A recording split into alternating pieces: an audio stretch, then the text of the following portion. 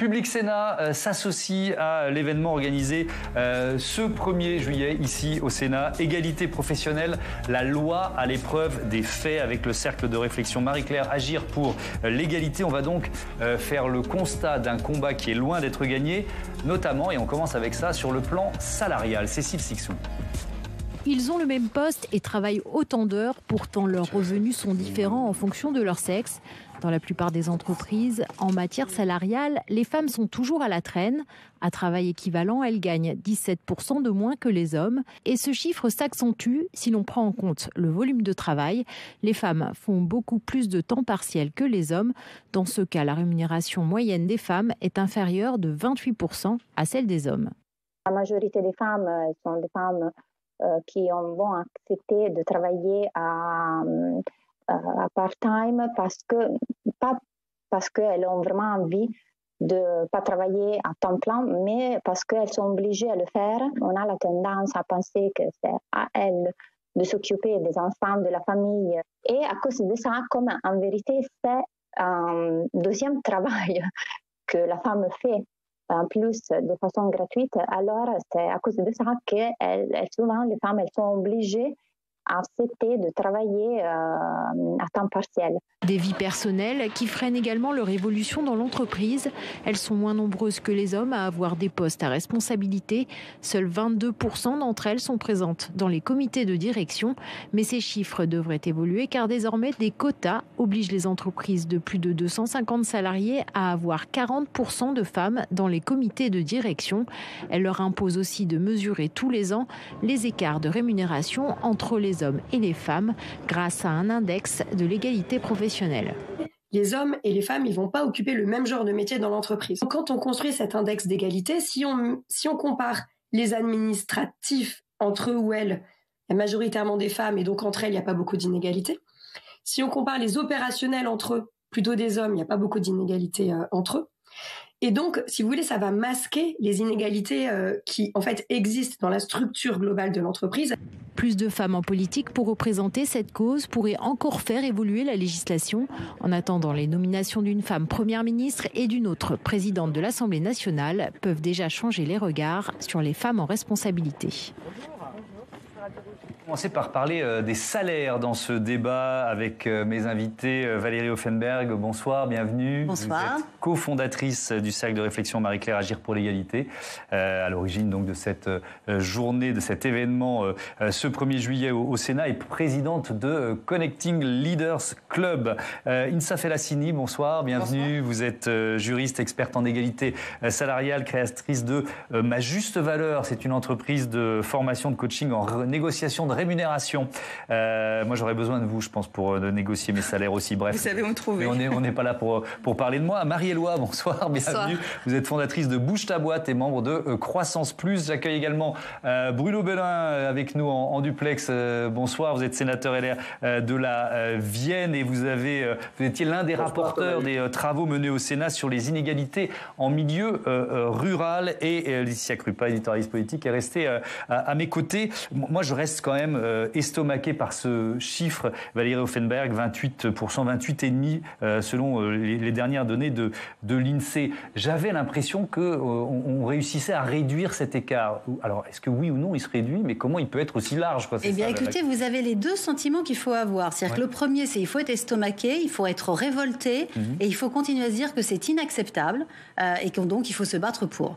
En revanche, vous me dites aussi que vous pensiez que tout allait bien. Et je crois que c'est ça s'améliorait. Que ça s'améliorait. Alors ça s'améliore, mais ça n'empêche qu'il ne faut pas baisser les bras, parce que justement, le danger, ça serait la fatigue de parler de cette égalité femmes-hommes. Et moi, je dois vous dire que j'entends dans les entreprises et autres, oui, ça y est, ça fait des années qu'on en parle, on a fait des progrès. Oui, il y a des progrès, mais ce chiffre reste inacceptable, et donc il faut continuer à agir. Il y a des mesures structurelles sur lesquelles il faut agir, il y a des mesures sociétales pour changer l'image des femmes, pour changer l'image des hommes, pour changer l'image du pouvoir, et sur lesquels nous devons tous agir. Ouais. Ça commence dès l'enfance. Ça commence absolument, vous avez raison, c'est dès l'enfance, dès la maternelle. On se rend compte déjà dans la maternelle, dans les travaux que nous avons fait avec le think tank, que la manière dont sont conçus les cours de récréation, où les garçons occupent l'espace du milieu en jouant au foot et que les filles sont sur le côté pour ne pas être touchées par le ballon, eh bien déjà ça crée des choses. Qui jouent au foot quand même. Pas encore, pas suffisamment dans les cours,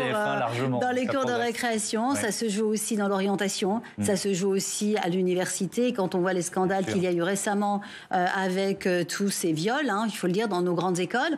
Comment voulez-vous que les parents aient envie d'envoyer leurs filles dans des écoles comme celle-ci? Comment voulez-vous que les filles s'épanouissent quand dans des écoles, dans des grandes écoles françaises qui font la fierté de notre système, on entend encore des situations pareilles? Donc la loi est essentielle, puisqu'on est là aussi pour parler des lois, mais aussi la société dans son ensemble ne doit pas se fatiguer et doit continuer à lutter. C'est très important ce que vous dites, parce qu'effectivement, on peut avoir, quand on donne ou qu'on a le sentiment qu'on rabâche un peu les mêmes choses, au bout d'un moment, on peut baisser les bras. Cet écart salarial, Insaaf El Hassimi, c'est vraiment votre job de le réduire. Est-ce que vous diriez que c'est le dernier ou l'un des derniers tabous dans notre pays? Parce que déjà, on a du mal à parler d'argent en général. Est-ce que c'est encore plus compliqué quand on est une femme? Moi, j'ai l'habitude de dire que le tabou de l'argent est le dernier bastion du patriarcat.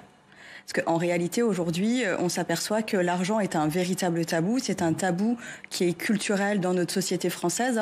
Le tabou de l'argent en France, on ne parle pas d'argent en France de la même manière dont on aborde le sujet aux États-Unis, par exemple, ou dans d'autres pays. Et effectivement, il faut apprendre aux femmes à parler argent.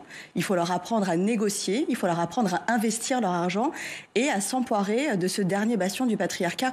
Car, à mon sens, la liberté politique des femmes débute avec leur liberté économique. Et on le voit très bien. Je pense que si aux États-Unis, les femmes avaient un vrai pouvoir économique, on n'aurait pas vécu le drame qu'on a vécu il y a quelques jours avec cette décision de la Cour suprême. La liberté tout court, quand on voit l'évolution de la famille, du couple, etc., la femme s'est libérée du patriarcat parce qu'elle était autonome financièrement. Absolument. Et qu'elle a pu demander le divorce et qu'elle peut être autonome aussi en étant seule. Enfin, c'est vrai que c'est quand même le point de départ d'une liberté. Et d'ailleurs, même quand on parle de la lutte contre les violences faites aux femmes, ça passe aussi par l'autonomie financière, parce qu'on oublie que la plupart des femmes qui restent, eh bien, c'est parce qu'elles n'ont pas cette autonomie financière. Marie-Éloi, il faut peut-être rappeler aussi quelque chose d'important, c'est que la mixité, et finalement, plus on se rapproche d'une mixité et d'une égalité salariale dans notre projet, plus l'entreprise est efficace. C'est de la rentabilité dont on parle aussi. Ah oui, c'est exactement ça, et je ne sais plus comment faire pour que l'égalité soit là, parce que nous, on accompagne énormément de groupes et d'administrations pour que les femmes montent dans les strates, vers le COMEX. Et en fait, quand on voit les inégalités salariales, finalement, ça représente aussi la place des femmes dans les postes à responsabilité, mais quels qu'ils soient, dans l'entreprise, à la tête des entreprises aussi. Et on se rend compte que dans tous les domaines, vraiment tous les domaines, on dépasse jamais 20-22%. Là, c'était écrit 22%, mais plus on descend dans les strates d'entreprise, moins il y a de femmes. Par exemple, pour les PME, on descend à 16% de femmes dans les COMEX. Donc, on se rend compte que dans tous les postes de pouvoir et de responsabilité, on ne dépasse pas 20% de femmes. Et parfois, il suffit juste d'inverser les chiffres et de se dire, mais si on ne dépassait pas 20% d'hommes dans les postes à responsabilité, il serait comment notre monde ? Donc, ça fait toujours du bien de remettre les choses à leur place. Et ça, c'est valable dans l'entrepreneuriat, dans le salariat. On voit bien que ça ne bouge pas. Et effectivement, pour répondre à votre question, on a 240% de croissance pour les entreprises du CAC 40 les plus féminisées. 240% de croissance. Qui peut se passer de 240% de croissance ? Mais quand, les chefs d'entreprise sont des gens intelligents et qui veulent que leur entreprise soit les plus rentables possibles. Évidemment. Donc oui, j'ai cette phrase-là, et vous venez de donner cet argument de l'hypercroissance des groupes qui sont les plus mixtes, et pourtant, ils s'y mettent pas tous. Je ne comprends pas. Alors moi non plus, je comprends pas, et franchement, j'ai pris ça par tous les bouts. Effectivement, comme vous disiez toutes les deux, c'est vraiment un héritage culturel, historique, etc. Mais rien ne justifie ça. Parce que toutes les études le disent, plus il y a de mixité, plus il y a de performance, de mieux-être, etc. Candidate. On va peut-être... Alors ça, c'est une excuse. Pardon, mais c'est une excuse. Non, c'est une question. Non, je n'affirme rien. Je pose la question. Si vous voulez, il y a des raisons structurelles. C'est-à-dire que quand on dit c'est 25%, c'est tout au long de la carrière. Après, vous avez un autre chiffre qui est 9% à niveau de qualification et de responsabilité égale. Je dirais que celui-ci, il est encore plus choquant, si on peut dire. Parce que pourquoi c'est 27%? C'est que parce que vous avez beaucoup plus de femmes, comme l'a dit Marie tout à l'heure, qui sont dans des postes avec des catégories plus faibles. Et vous avez moins de femmes qui sont dans les postes avec les rémunérations les plus élevées. D'ailleurs, on sait que dans la loi, dans l'index Pénicaud, l'un des critères qui est le moins bien respecté par les entreprises, c'est celui-ci, c'est-à-dire que d'avoir la parité autant de femmes que d'hommes dans les 10 plus hauts salaires. Et là, je crois qu'il n'y a que 2% des entreprises qui l'ont. Donc on voit à ce point-là. Maintenant, c'est aussi c'est à tous les niveaux qu'il faut faire bouger les choses. C'est-à-dire qu'il faut permettre aux femmes d'avoir des promotions. Et de grandir au sein de l'entreprise. Et donc, c'est à tous les secteurs et à tous les étages de l'entreprise qu'il faut former. Parce que vous avez aussi des cadres qui se disent « mais pourquoi elle et pourquoi pas moi ?» qui restent encore avec des stéréotypes sur le rôle des femmes. Il y a 3 moments qui sont importants. Le premier, c'est le recrutement. Et malheureusement, on s'aperçoit déjà qu'une femme d'une jeune fille qui sort de Polytechnique, un jeune homme qui sort de Polytechnique, eh bien, c'est invraisemblable, mais quand ils arrivent au premier emploi, il y a déjà des différences de salaire. Peut-être parce que justement, les jeunes filles ne savent pas négocier leur salaire. Parce que les employeurs en profitent aussi. Et que les entreprises... Absolument, vous avez totalement raison. Deuxième moment, c'est celui du congé de maternité et de paternité. Donc là, c'est aussi la deuxième étape où, en général, la différence de salaire s'accentue. Ouais. Donc c'est vrai que tout ce qui est les lois sur la parentalité, etc., vont aider. En tout cas, on le souhaite. Et puis après, vous avez le 3e écart qui est ce fameux plafond de verre où on considère que la femme, c'est bien, elle travaille bien, mais non, mais le poste à responsabilité, quand on voit le nombre d'entreprises du CAC 40 qui sont dirigées par une femme, vous savez combien il y en a? Il y en a une ou deux? Une, voilà. Ça, oui. Voilà, donc il reste... C'est Catherine McGregor, donc il n'en reste qu'une. Et donc il y a 39 postes à prendre. Je voudrais entendre Bruno Belin tout de suite pour peut-être faire le constat. On parlait de postes stéréotypés. C'est encore pire en milieu rural, c'est-à-dire qu'on voit que les femmes sont souvent freinées, bloquées dans ces postes stéréotypés, avec donc là aussi des conséquences en matière de salaire. Alors déjà, où je vous rejoins sur le débat, c'est effectivement il faut rabâcher. Et en ce qui concerne la carrière professionnelle, bien évidemment, je crois que tout va commencer au niveau de l'école, l'explication, l'éducation. Tout doit commencer là. Et c'est là où il y a un gros effort à faire, même si, effectivement, on a conscience d'un certain nombre de difficultés. Concernant cette difficulté qui est accentuée en milieu rural, le maître mot est l'absence ou la difficulté de mobilité. Et on voit bien que bien souvent, la femme, dans un schéma qui est peut-être caricatural, mais va s'effacer par rapport à son couple, par rapport à ses familles. On a même entendu dans des auditions qui ont été faites dans cette mission que préside Annick Billon, on a même entendu des fois le mot de sacrifice sur des mots de santé, sur effectivement des questions de difficulté de mobilité par rapport à un véhicule unique dans le foyer. Et donc cette question de mobilité crée un frein à la carrière professionnelle et à l'évolution de cette carrière professionnelle. Mais évidemment, même par rapport à la ruralité, tout doit commencer aujourd'hui par une pédagogie, une explication, la formation et dès l'école. Oui, on voyait ce chiffre, il y a 80% des femmes qui ont le permis de conduire en milieu rural pour 90% des hommes. Donc effectivement, cette question de la mobilité, elle est centrale. Vous avez commencé à l'évoquer, mais c'est vraiment intéressant, et on va le faire maintenant avec Jonathan Dupriez, de se pencher sur les lois qui ont été votées ces dernières années. Rebonsoir Jonathan. Alors, il y a eu quand même un certain nombre de progrès ou de bons en avant ces dernières années. Oui, et la dernière en date, elle date de 2018, c'est la loi sur la liberté de choisir son avenir professionnel. Et en fait, elle a mis en place un outil d'évaluation pour permettre de mesurer, voire de corriger des différences de rémunération dans les entreprises entre les femmes et les hommes. Et donc, cette loi en a créé une sorte de barème, si on peut dire, avec un principe assez simple. Chaque entreprise d'au moins 50 salariés, eh bien, elle calcule et elle publie sur Internet son index d'égalité femmes-hommes, une note en fait de 100 points qui dépend de plusieurs critères suivant la taille de l'entreprise. Quels sont ces critères ? Eh bien, vous allez les voir tout de suite s'afficher s'afficher sur votre écran.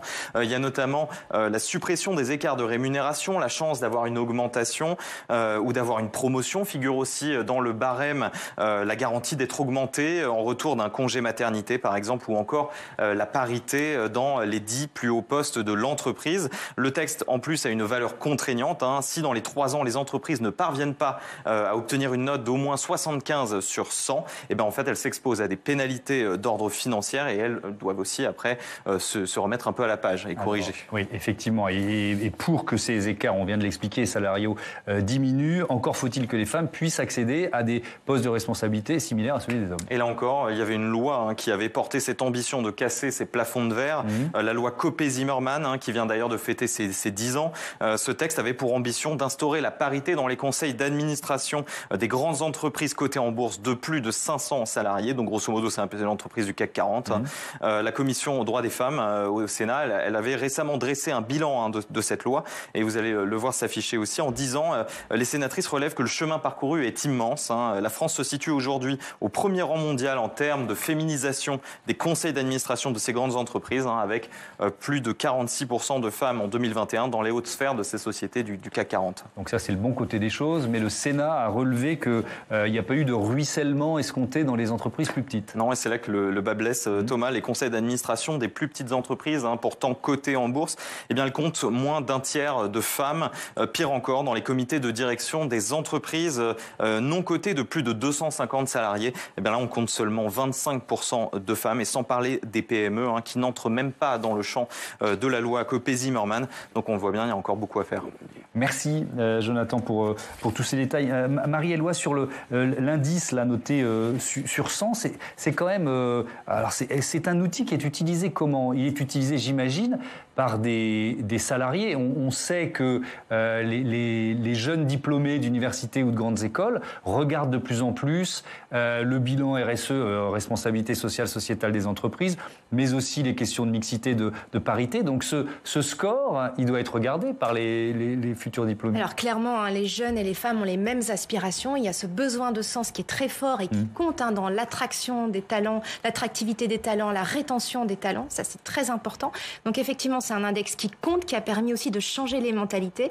Il n'est pas parfait, parce qu'il y a des moyens d'avoir un score qui est bon, même s'il y a des dysfonctionnements en interne. Donc, il n'est pas parfait, mais il a le mérite d'exister et donc de permettre ce changement de mentalité. Et en interne, de compter, comme disait tout à l'heure Valérie, de compter les femmes, de compter les différences, de compter tout ce qu'il faut améliorer. Donc il a ce mérite-là. D'accord. Insafel Hassini, les femmes que vous conseillez, que vous coachez, j'ai une double question. Est-ce qu'elles regardent ces indices, ou est-ce que finalement elles sont déjà dans une entreprise avec une situation qui est insupportable et qu'elles veulent corriger ? Moi, je pense que les femmes commencent à regarder ces indices, mais effectivement, quand elles sont en recherche d'emploi, c'est pas l'élément prioritaire qui va aiguiller leur recherche d'emploi. En général, quand on est dans une démarche, une posture de chercheur d'emploi ou chercheuse d'emploi, on a plutôt envie d'avoir un job qui fait du sens pour nous, qui correspond à nos compétences et qui soit également qui nous offre un environnement de travail qui soit cohérent avec notre situation familiale. Maintenant, moi, ce que j'observe dans l'exercice de ma pratique, c'est que les femmes n'ont aucune idée de leur valeur sur le marché de l'emploi. Elles n'ont aucune idée du prix de leurs compétences, de leurs qualifications, de leur expertise et de leur expérience. Plus que les hommes. Je pense que les hommes, ont plutôt cette volonté de challenger. C'est un peu un jeu pour eux de négocier. Et puis c'est très masculin, l'argent. Donc c'est très ancré dans l'inconscient collectif qu'un homme qui parle argent, c'est assumé. C'est un leader. C'est quelqu'un qui a une famille à nourrir. Alors qu'une femme qui parle argent, elle doit le faire de manière très délicate, parce que très rapidement, elle va tomber dans l'écueil d'être quelqu'un de vénal, qui n'est pas intéressé par le poste, mais par l'argent qu'il procure, etc. Ouais. Donc il y a une forme d'autocensure. Évidemment, il y a une forme d'autocensure. C'est ce sur quoi vous vous battez, en fait. Moi, mon analogie préférée, c'est de dire aux femmes, si vous aviez un appartement à vendre, est-ce que vous iriez vérifier les prix du marché avant de le mettre en vente ? On est d'accord. Mais pourquoi vous ne le faites pas pour vos qualifications quand il s'agit du marché du travail ? Elles ne le font pas, mais je vais vous dire pourquoi. C'est pas parce qu'elles ne veulent pas, c'est parce qu'elles ne savent pas où chercher, elles ne savent pas à qui demander et elles ne savent pas quoi chercher. Et c'est là-dessus, moi, je les accompagne parce qu'à l'école, c'est formidable ce qu'on apprend. On devient de formidables techniciennes. On apprend des métiers, mais on n'apprend pas à gagner sa vie. On n'apprend pas les jeux et les enjeux de pouvoir en entreprise. Et ça, c'est primordial, notamment pour que les femmes accèdent à des postes à responsabilité. Parce que les postes à responsabilité, moi, je le vois, j'accompagne énormément de femmes dans la finance et pour devenir des associés dans des grands cabinets, des grandes banques financières, enfin des grandes institutions financières, c'est un boys club. Donc elles doivent montrer patte blanche et démontrer qu'elles peuvent faire partie des leurs.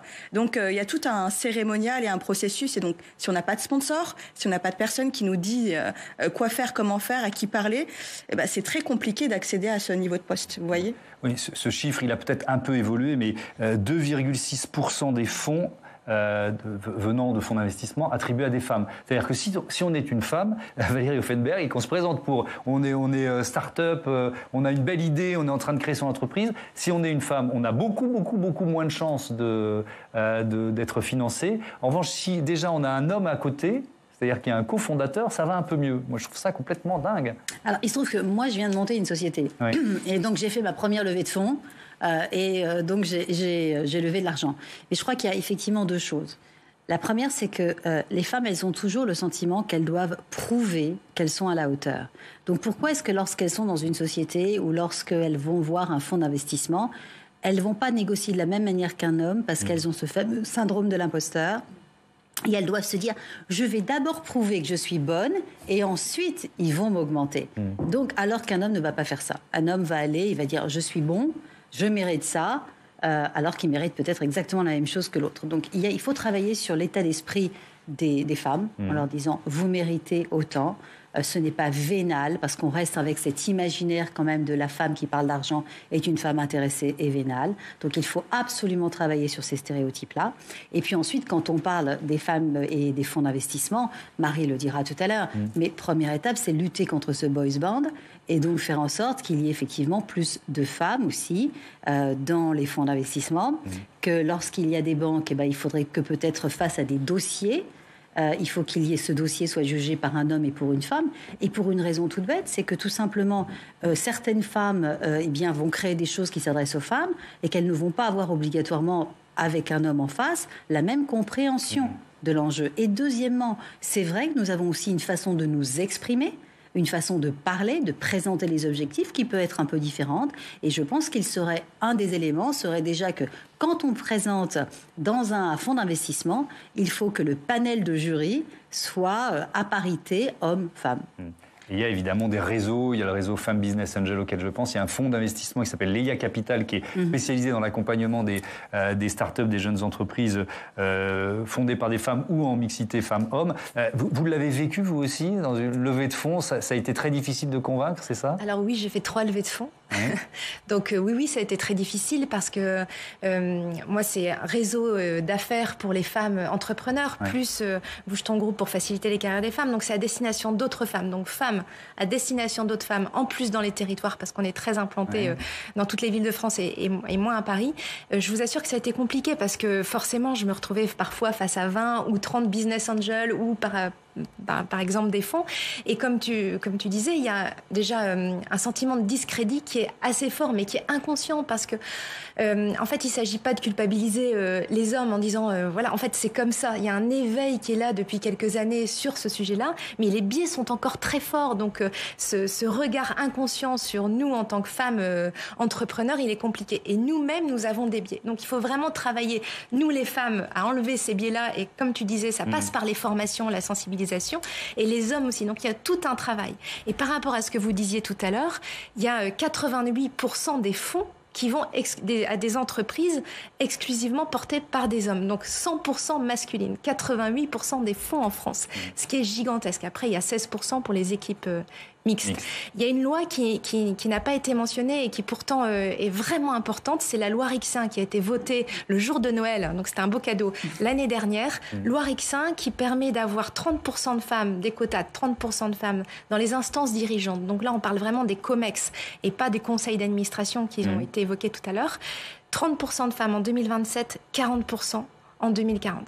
Et en fait, souvent, il y a des pénalités pour les entreprises qui ne... Après 2 ans. 2 ans après la mise en place des quotas. Donc 2030 et 2040. Oui, il y a un peu de temps.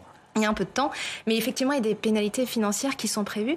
Et ce dont on ne se rend pas compte aujourd'hui, on n'a pas encore pris toute la mesure de cette loi Rixain, on ne se rend pas compte à quel point ça va transformer les organisations. Parce que pour avoir 30% de femmes, c'est long. Il faut créer les viviers, ça se fait pas en un coup de baguette magique, il faut former, il faut transformer le management notamment, la façon de recruter, tu en as parlé tout à l'heure, la façon de communiquer. Et on se rend pas compte à quel point ça va transformer les organisations et qu'il faut s'y mettre dès maintenant. Je voudrais faire un zoom maintenant sur ces inégalités dans les milieux ruraux avec vous, Bruno Belin.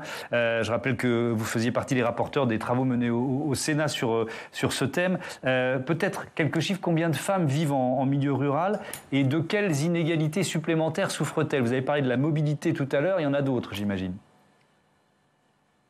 11 millions de milieux ruraux, donc évidemment considérable, et ça doit être pris en compte dans toutes les réflexions des politiques publiques. Alors, mobilité, bien évidemment, carrière professionnelle, c'est évident, inégalité sur la santé aussi, les femmes passent après tout, et elles ont plus de difficultés à trouver des créneaux de rendez-vous. Là, on rejoint la question de la mobilité. Vous savez qu'en France, il y a 13 départements où il n'y a plus de gynéco. Donc voilà, je sors de difficultés insupportables, mais c'est sur quasiment tous les thèmes où on a vu que les indices étaient encore plus défavorables, effectivement, aux femmes en milieu rural. Alors, il y a eu des débats et des échanges très intéressants avant cette intervention, et notamment sur les obligations qu'il pourrait y avoir à venir. Mais je crois qu'elles devraient être immédiates. Je vais prendre des exemples simples. Un cabinet ministériel, aujourd'hui, on va pénaliser éventuellement un ministère si il n'est pas justement dans ses politiques de parité. Vous imaginez, ça veut dire qu'un ministère va payer une amende avec de l'argent public à aller donc encaisser lui-même. Ça vraiment, à mon avis, ça ne mobilise pas trop les ministres. Il faudrait donc qu'il y ait une obligation, dès demain, quand il va y avoir de nouveaux ministres, à composer des cabinets qui soient paritaires, comme je l'ai fait moi quand je présidais le département de la Vienne. Et puis, puisqu'on parle des collectivités locales, c'est très simple aussi. Vous savez qu'elles ont l'obligation, les départements, les régions, les grandes métropoles, de présenter un rapport sur l'égalité hommes-femmes. Eh bien, pourquoi pas envisager la publication des 20 plus hauts salaires, des 50 plus gros salaires. Je crois que ça participerait au débat et à l'émulation des salaires. Alors justement, vous parliez finalement de l'État ou des services publics, des pouvoirs publics. Donne-t-il l'exemple? On va rentrer un peu dans le détail, on va voir que c'est pas forcément vrai. Alors même si cette semaine, il y a eu un bastion historiquement masculin qui est tombé, enfin, la présidence de l'Assemblée nationale. Belle étape pour Yaël Braun-Pivet, on l'écoute. C'est un grand moment de la vie démocratique de notre pays. C'est l'aboutissement d'un long chemin de l'égalité entre les hommes et les femmes sur le plan institutionnel. Il y a encore beaucoup à faire, mais là, nous venons de franchir une très belle étape. Laetitia, on va parler d'Emmanuel Macron, si vous le voulez bien. Est-ce que le président de la République a tenu parole, en quelque sorte? Écoutez, les engagements sont là. Pourquoi? Parce que c'est la deuxième fois qu'Emmanuel Macron nous dit que l'égalité femmes-hommes, puisqu'il utilise cet ordre-là, sera la grande cause de son quinquennat. Donc on va réécouter Emmanuel Macron. Il présentait son programme. On était en pleine campagne. C'était le 17 mars. La grande cause de l'égalité entre les femmes et les hommes.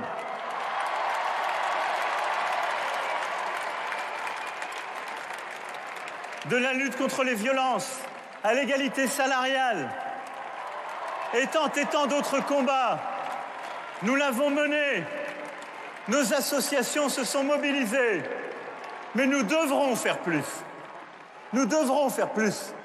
C'est pourquoi, à nouveau, l'égalité femmes-hommes sera la grande cause du quinquennat qui s'ouvre. Alors, ce qui est intéressant, je vais vous proposer de faire un tout petit retour en arrière. Dans le magazine Vanity Fair en 2017, Emmanuel Macron a dit « Je suis un converti tardif au féminisme, mais comme tous les convertis, je suis résolu. » Alors, en 5 ans, il a donné quelques gages. C'est vrai, le Grenelle sur les violences faites aux femmes, la création d'un énième conseil consultatif pour l'égalité femmes-hommes qui était chargé, c'était en dès 2019 de remettre un rapport. Il y a une parité quand même dans la nomination des ministres et puis des nominations remarquées comme celle par exemple de Laurence Descartes à la tête du Louvre. Mais Emmanuel Macron, s'il en fait encore une fois la cause de son quinquennat, ça veut dire que tous les objectifs ne sont pas atteints. D'ailleurs, il l'avait dit pendant la campagne aussi, dans une interview face aux Françaises, il avait dit les progrès sociaux sont longs à obtenir. Donc oui, 5 ans n'ont pas été suffisant, on continue. Donc il y a une forme de volontarisme politique, on l'entend, et un Emmanuel Macron assez paradoxal aussi. Pourquoi ? Écoutez, c'est un paradoxe à lui tout seul. Pourquoi ? Parce que il brandit cette cause d'égalité femmes-hommes, mais il ne s'entoure, lui, que d'hommes pour gouverner la France. Son noyau dur est exclusivement masculin. Bien sûr, à l'exception de sa femme, qui joue un grand rôle dans la présidence, donc Brigitte Macron. Mais sinon, il y a Stéphane Séjourné, Thierry Solère, Richard Ferrand, Christophe Castaner, Ismaël Emenien à ses débuts, pour ne citer que. Et c'est vrai qu'on l'a vu, Thomas, en temps de crise, c'est cette bulle qui dirige la France. Rappelez-vous la photo qui avait crispé Emmanuel Macron pendant la campagne. Ces 4 hommes qui étaient censés être la vitrine de renaissance, d'ensemble, la nouvelle majorité présidentielle. 4 hommes blancs, Édouard Philippe, Stanislas Guérini, François Bayrou et Richard Ferrand, tous avec une mine mortuaire. Alors, le Canard enchaîné ensuite avait fait savoir, et donc Emmanuel Macron certainement directement au Canard enchaîné ou ses conseillers, qu'il avait été très énervé de voir cette photo, que pour lui ça ressemblait plus à un enterrement et que c'était une faute, ce sont les mots d'Emmanuel Macron, de ne mettre aucune femme sur la photo. D'accord, très bien, ça c'est du storytelling, ça s'appelle de la communication politique, car oui, Emmanuel Macron s'est énervé, mais autour de lui, je persiste et je signe, il n'y a que des hommes, donc on oublie aussi Alexis Collère, son double. Alexis Collère, très homme influent de la présidence. À l'Élysée, homme très influent dans la politique d'Emmanuel Macron. Je pose la question ce soir, pourquoi Emmanuel Macron ne gouverne-t-il pas avec des femmes ? Conseillé par des femmes, pourquoi pas ? Valérie Offenberg, vous voyez le verre à moitié plein ou à moitié vide ? Je suis une optimiste de nature, donc je le vois toujours le verre à moitié plein. En revanche, effectivement, il a raison, Emmanuel Macron. Il n'a pas fini et il a du boulot. Parce qu'il y a plein de choses qui ont été faites, il y a eu de très bonnes lois qui ont été votées. Maintenant, il y a encore beaucoup de travail et vraiment, j'ai été très touchée par le témoignage de monsieur le sénateur. C'est vrai que, particulièrement, par exemple, dans les campagnes, sur les femmes dans les territoires, il y a énormément de problèmes. Il y a énormément de problèmes sur tout ce qui est la santé. Et quand on parle salaire, il faut savoir que ce salaire, il a une répercussion tout au long de la vie et sur les retraites. Je crois que là aussi, on va parler retraite. Moi, j'attire l'attention sur aussi la retraite des femmes, parce que là, les inégalités, elles sont très fortes. Ouais, absolument. Alors moi, j'ai le chiffre de 24%. Je peux vous dire que parmi les retraités pauvres, c'est 80% de femmes. C'est-à-dire qu'en fait, on a la retraite des femmes, c'est un élément qui est très important et qui, j'espère, sera pris en compte par le gouvernement quand on va le faire. Donc des écarts, beaucoup de choses sur les violences faites aux femmes. Certes, il y a eu du volontarisme, mais les résultats ne sont pas au rendez-vous. Donc là encore, c'est des sujets sur lesquels il va falloir vraiment travailler. Mais encore une fois, je pense que le président doit donner l'impulsion. Il faut quand même saluer la nomination d'une première ministre, d'une présidente de l'Assemblée. Je crois même qu'il y a quand même la présidente du groupe, la reine Aurore Berger. Donc il y a effectivement des gestes qui sont importants et qui permettent justement de briser ce tabou, d'avoir des femmes et du pouvoir. Maintenant, sur le terrain, il y a encore beaucoup de choses à faire. Oui, au-delà de la question du bilan d'Emmanuel Macron, il y a quand même ce constat sur la fonction publique. Regardez ces chiffres. On parle de l'encadrement supérieur et des dirigeants dans la fonction publique. Seulement un tiers de ces emplois d'encadrement sont occupés par des femmes. C'est le rapport de la délégation aux droits des femmes du Sénat sur la parité qui vient d'être publié. Et si on regarde les ministères, c'est intéressant aussi. Au ministère des Affaires sociales, on va trouver 43% de femmes. Et au ministère de l'Économie et des Finances, on va trouver 27% de femmes. Marie-Éloi, finalement, on est dans ce que vous décriviez tout à l'heure, là, quand on voit ce comparatif affaires sociales pour les femmes, économie, finance, non, il faut qu'il y ait des garçons. Ça rejoint même les chiffres sur ceux qui choisissent ou non mathématiques en terminale. On a encore beaucoup moins de jeunes filles qui choisissent les mathématiques en terminale que de garçons. Oui, et souvent on me dit, oui, mais regarde, la justice, l'éducation, il y a plein de femmes. Quand on va tout en haut, c'est pareil, on retombe autour de 20-25% de femmes seulement. Et encore une fois, c'est intéressant de renverser à chaque fois les chiffres. Bruno Belin, ces chiffres, ils sortent d'un rapport donc, de la délégation droits des femmes du Sénat sur la parité dans la haute fonction publique. Pourquoi l'État ne donne pas l'exemple? Moi, c'est aussi l'une des choses qui me choque, qui m'a choqué en préparant cette émission. C'est pour ça qu'il faut rabâcher, parce qu'effectivement, on l'a vu dans une analyse sur ce qu'on appelle la loi Sauvadet, un regard quelques années après a été adopté, on voit bien que dans l'efficience des résultats et des politiques, il y a toujours un écart. Et donc, vraiment, je vais continuer moi aussi à rabâcher. Il faut que nous, dans nos responsabilités, on continue à affirmer que les recrutements doivent être ouverts. Vous savez, tout à l'heure, je vous parlais de la publication des salaires. C'est pas anodin parce que bien dans les rapports des collectivités ou tout ce qui est puissance publique, on cache ça derrière des indices majorés, bruts, tout ce qu'on veut. C'est pas forcément parlant. Il faut qu'il y ait vraiment une publication des salaires, y compris dans les cabinets ministériels, dans la haute fonction publique. Je crois qu'il faut pas qu'on ait... Ça a été le début du débat de votre émission. On a peut-être encore un tabou sur l'argent en France. Non, il faut aussi évoluer sur ces sujets-là. C'est ce qui fera la force de toutes et de tous. Mais il y a des pénalités là aussi, il y a des sanctions. C'est-à-dire que les ministères préfèrent payer des sanctions que de nommer des femmes à des postes d'encadrement? Oui, enfin, tout le monde trouve risible que les ministères payent des sanctions. C'est-à-dire qu'avec de l'argent public, l'État verse à l'État et puis c'est sans conséquence. Non, à un moment donné, il faut obliger un ministère à avoir un cabinet paritaire. Il faut, comme on l'a fait tout simplement dans un conseil départemental, dans les communes de plus de 1000 habitants. Nous, on propose même dans les communes rurales dès 500 habitants, que les exécutifs soient paritaires, que les conseils municipaux soient paritaires. Voilà, ça doit devenir quelque chose de tout à fait simple, fluide, évident, et il faut rabâcher pour qu'il y ait encore des progrès à faire. Parce qu'on voit bien que sur le terrain, il y a des souffrances. On prenait l'exemple des disparités en milieu rural, donc il y a tellement à faire qu'il faut mobiliser. Alors, on sait bien que, voilà, j'entendais tout à l'heure une intervenante dire dans l'éducation, il y a peut-être plus de femmes. Dans le monde de la santé, je travaille, on a affaire effectivement à plus de femmes, mais il faut qu'il y ait effectivement ce travail sur les salaires, les rémunérations, les carrières, les possibilités, tenir compte bien évidemment des maternités. Dans le monde agricole, il y a une disparité totale dans la retraite. Vous savez, le monde aussi des conjoints collaborateurs, des artisans, des commerçants. Donc il y a un énorme travail à faire. En tout cas, très bien que le président de la République... Merci. Je vous interromps parce que la liaison n'est pas très bonne, donc je vous interromps pour redonner la parole à Insaf El Hassini. C'est peut-être pas votre champ d'action, la fonction publique. Je ne sais pas si vous avez des...